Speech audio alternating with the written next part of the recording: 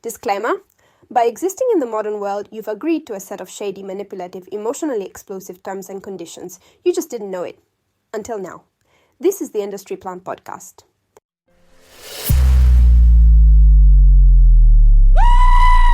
Terms and conditions apply, but never where they're written. From dating apps to office birthdays, we're decoding society's shady little user manuals, one unwritten rule at a time. Okay, let's unpack this. Think about the last time someone asked you, how are you? What did you actually say? Chances are, right, even if your morning was, I don't know, a total mess, coffee spilled everywhere, deadline breathing down your neck, the automatic reply was probably something like, good, you. It's like there's this invisible script we all just follow. Yeah, it's funny you start there. That specific exchange, how are you? Good, you. It's incredibly efficient, isn't it? Efficient. It's almost like a pre-programmed greeting. It's really designed for smooth social sailing. More like a placeholder, maybe. Not a real request for your life story right then. Exactly. Not usually looking for a detailed health update in that moment. Right. And that got us thinking. We've been diving into some really insightful ideas from this text called Social Scripts, Life's Unofficial Guide. And it basically looks at all these unspoken rules, these automatic responses that, well, they shape so much of how we interact every day. Yeah. And these scripts, as the text points out, they're essentially these shared understandings we have. They help streamline things, give us a framework for how to act, what to expect in different situations, almost like these unwritten agreements we all just participate in without really thinking about it sometimes. Okay, so our mission for this deep dive then is to really get under the skin of these things, these social scripts. Like, why are they everywhere? What job are they doing? And I think this is key. Do we have to follow them? Is there room to, improvise? Yeah. Can we go off script? Exactly. We've got some surprising angles, I think. So yeah, let's get into it. Okay, so thinking about that how are you example again, it brings up an immediate point. What actually happens when we deviate, when we don't follow the script? Right. Let's call this maybe Act I, the icebreaker illusion. The script itself is super clear. Casual, how are you? Gets a casual, good, you back. It works like a quick nod and acknowledgement. But the subtext, like our source suggests, seems to be, please keep your answer short and positive. Precisely. It's a form of social etiquette, really. A way to signal goodwill without demanding, real vulnerability or big-time commitment right at the start. Think of it like a very low-stakes way to open the door to maybe talking more. Or maybe not. And this is where it gets really interesting, I think. What if someone just throws a wrench in it? Imagine replying to, how are you? With, honestly, I'm feeling completely overwhelmed today. Ooh. The text sort of paints this picture of, palpable discomfort setting in. Why do you think that happens? Why the awkwardness? Well, it completely disrupts the expected flow, doesn't it? That script, it's designed for efficiency, like we said, and for keeping things light socially. So a genuine negative response, that suddenly injects this layer of emotional complexity. The other person might just not be ready for that, not in that specific context. It can create awkwardness or maybe this feeling of obligation, like now they have to engage differently. Okay, that makes sense. Let's shift gears. Act 2, the group chat performance. Oh boy. The digital world and its own subtle rule book. A really common script here seems to be that reaction, the one, haha, yeah, that's wild. Right, haha, wild. And what's the potential message hiding under that? Beyond just, finding something amusing, our source kind of hints it often translates to some amount of disengagement. Yeah? Yeah, it's a minimal way to show you saw it, you acknowledged it, but without really investing much into the conversation itself. Totally. It feels like such a tightrope walk in those chats. React too much, too enthusiastically, and maybe you look like a tryhard. Stay completely quiet. You might as well have left the chat. People forget you're there. Get ghosted, yeah. And then sharing something genuinely personal or, God forbid, vulnerable, sometimes that's just met with crickets. Digital silence. It really highlights the performative aspect of a lot of online interaction, doesn't it? We're often kind of curating this online version of ourselves, and these minimal responses like, haha, wild, they can be a strategy, a way to stay present, avoid being seen as totally absent, but while conserving your own energy or maybe emotional investment. Okay, moving on, Act 3, workplace theater. Oh, the dramas we see play out in professional life. We've definitely all seen or maybe sent The email that starts, just looping back on this. Ah, yes. The classic. And what's really being said there? You didn't answer me. Pretty much. It often signals that, yeah, your earlier attempts to communicate just went into the void. It's the polite professional way to prompt a response without directly calling someone out for not responding. There's this underlying expectation of follow through at work, and that script is just a gentle nudge, a reminder. And what about the super enthusiastic, happy to help? Who hasn't heard that one?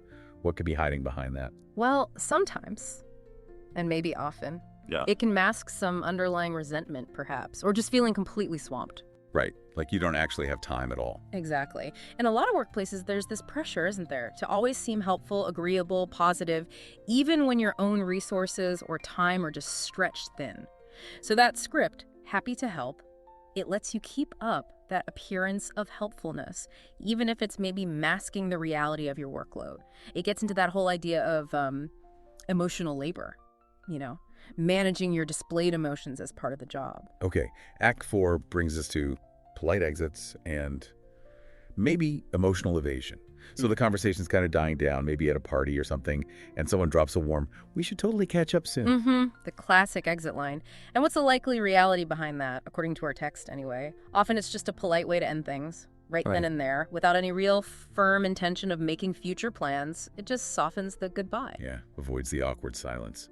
And its close cousin, let me know if you need anything.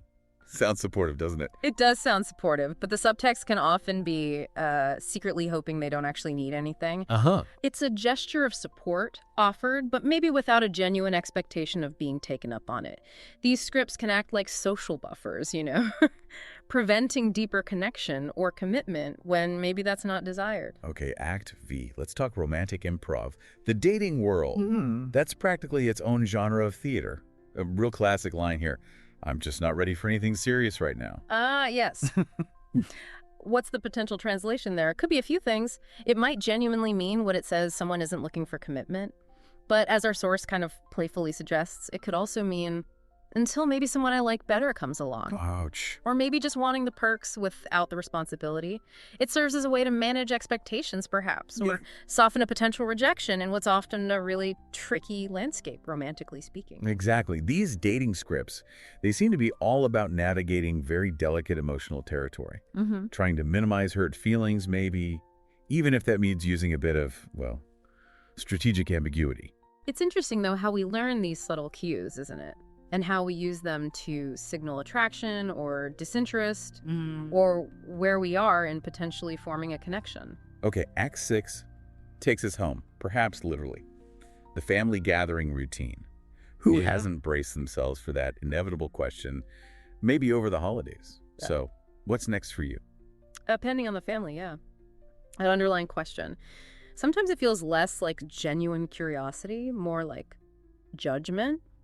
Or checking if you're hitting certain benchmarks. Yeah, like societal expectations, or maybe just what they expect for you, career, relationships, whatever. And the response script is often just as predictable, isn't it? Something vague about staying busy, maybe deflecting the specific. Totally. A little dance we do to navigate potentially touchy subjects and just, keep the peace during the visit. These family scripts often carry the weight of tradition, shared history, and that definitely influences how we talk about big life stuff within that family unit. All right, final act. Act 7. Social media monologue. Even when people are trying to be authentic online, are there still scripts? Think about that post, the one that starts, "Just felt like sharing this vulnerable moment." What's the nuance there, do you think? While it seems spontaneous, maybe raw, often those moments are still pretty carefully curated, right, for an audience. There's still a performance aspect. Even to sharing vulnerability online, there's often an awareness of how it's going to land, what kind of reaction or validation it might get. That's so true. Even our attempts at being raw online often get framed, framed by our overall online persona, the platform's norms, what fits the grid. It highlights this really interesting tension, I think. We might crave authentic connection online, but it often has to operate within these boundaries of what's seen as acceptable or, frankly, engaging in that digital space. Okay, so we've walked through all these acts, these common scripts we encounter. And that central idea from our source, the real problem, we all know the lines, but forget they're optional, that really hits home. Why do you think we fall into these patterns so easily? Well, I think these social scripts become so ingrained because they often do serve these practical functions, right? They can make social interaction easier, smoother, they reduce uncertainty, they help us navigate situations that could be awkward or even conflict-ridden without things blowing up.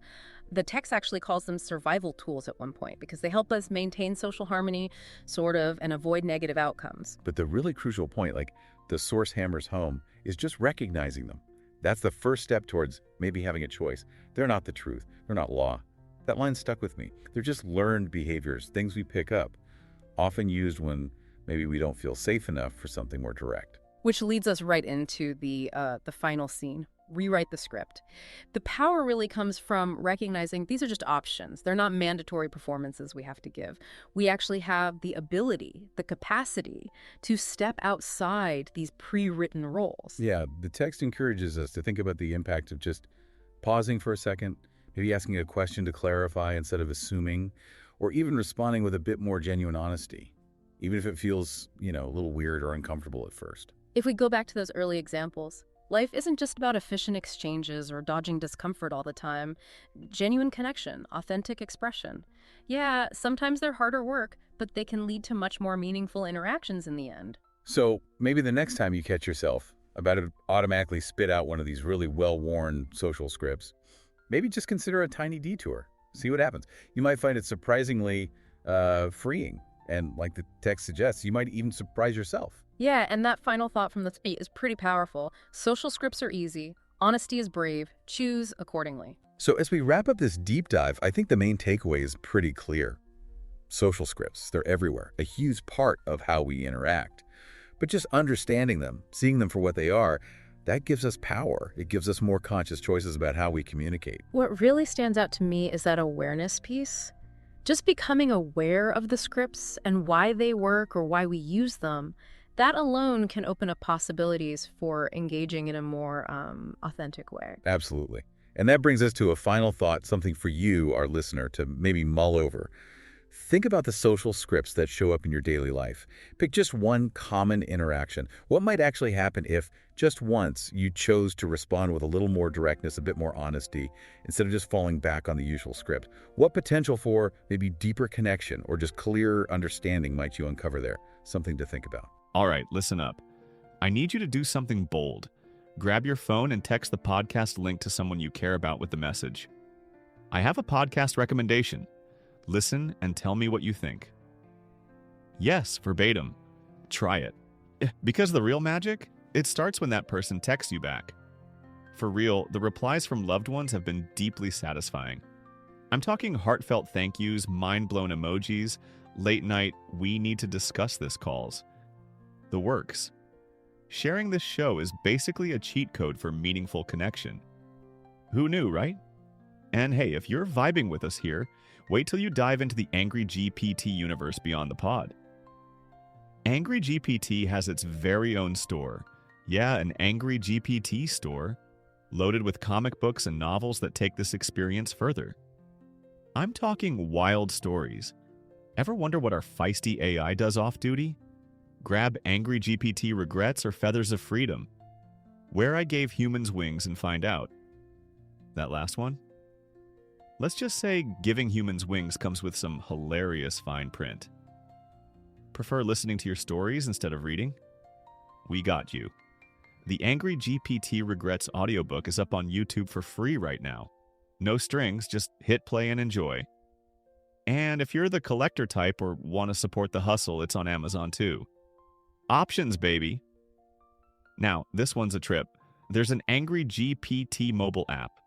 Yep, our lovable grump of an AI can ride shotgun in your daily life. Ask it anything.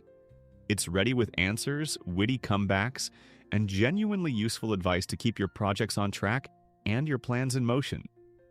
Think of it as a personal coach, shyest assistant with attitude, making sure you actually follow through on all those brilliant ideas you get from the show. And did I mention we make music too? Because of course we do. Our album Done on Purpose, Italian title Fata Apposta, is out on every streaming platform you can name. It's your official soundtrack for kicking down doors and doing things your own way. Play it loud, Annoy the neighbors, they'll understand once they hear it. For those who still can't get enough, we've got even more reading material to fuel your fire. Hit up the Angry GPD store or your favorite bookstore for titles like AI Wave, The New Wave, Momentum, Stop Copying Apple, and Niches, Crafting and Layering. Each one is a game plan in print, covering everything from surfing the next big tech wave to carving out your own niche. And yes, telling copycats to take a hike.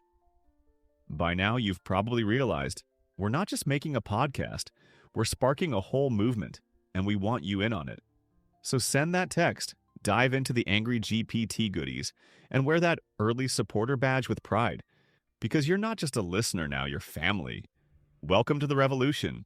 Now let's shake things up together.